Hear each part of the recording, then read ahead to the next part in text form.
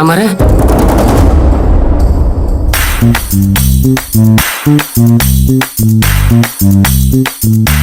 ಅಮರ coffee ತರಲೋ tea ತರಲೋ? Coffee ತಗೊಂಡ್ ಬಾ. ಅಮರ ಹಾ ನನ್ಗೂ ಕಾಫಿ ತಂದ್ಬಿಡು. ನನಗ್ ಕಾಫಿ ಬೇಡ, ಟೀ ತಗೊಂಡ್ ಬಾ. ಅಯ್ಯ ನನ್ಗೂ ಕಾಫಿ ಬೇಡ, ಟೀನೇ ತಗೊಂಡ್ಬಂದ್ಬಿಡು. ಈಗ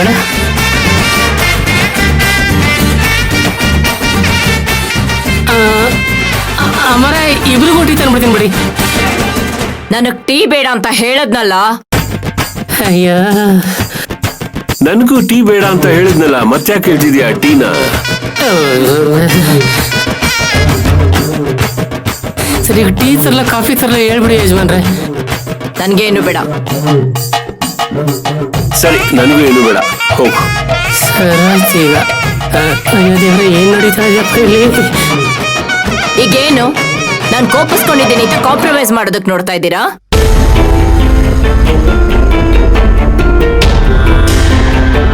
ಒಂದ್ ರೀತಿ ಹಾಗೆ ಅನ್ಕೋ. ಮನೆ ಹಿರಿಯರಾಗಿರೋ ನಾವು ಈ ರೀತಿ ಮಕ್ಕಳ ತರ ಆಡ್ತಿದ್ರೆ ಎದೆ ಎತ್ತರಕ್ಕೆ ಬೆಳೆದಿರೋ ಮಕ್ಕಳು ಏನ್ ಅನ್ಕೊಳ್ಳಲ್ಲ ಹೇಳು? ಆ ಯೋಚನೆ ನನಗ್ ಮಾತ್ರ ಇರೋದಲ್ಲ, ನಿಮ್ಗೂ ಇರ್ಬೇಕು. ನನ್ಗಿರೋದಕ್ಕೆ ನೀನ್ ಹೇಳ್ತಿರೋದು ರಾಜೇಶ್ವರಿ.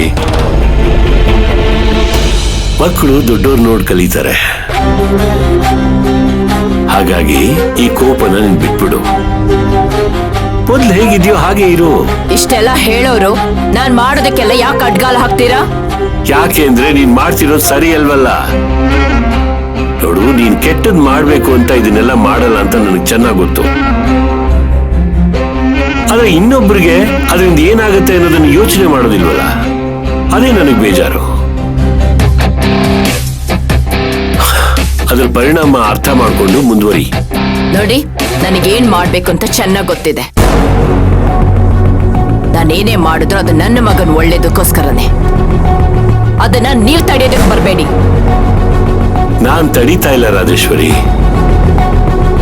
ಅವನಿಗೆ ಬೇಕಾಗಿರೋದು ಅವನಿಗೆ ಸಿಕ್ಕಿರ್ಬೇಕಾದ್ರೆ ನೀನ್ ಯಾಕೆ ಅದನ್ನ ಕಿತ್ಕೊಂಡು ಬೇಡದೇ ಇರೋದನ್ನ ಕೊಡಕ್ ಹೋಗ್ತಿದ್ಯಾ? ಯಾಕೆ ಅಂದ್ರೆ ಅದು ನನಗಿಷ್ಟ ಇಲ್ಲ, ಅದಕ್ಕೆ. ಇಲ್ಲಿ ನಿನ್ನಿಷ್ಟ ಅನ್ನೋದಕ್ಕಿಂತ ಅವನಿಗೆ ಏನ್ ಇಷ್ಟ ಅನ್ನೋದು ಮುಖ್ಯ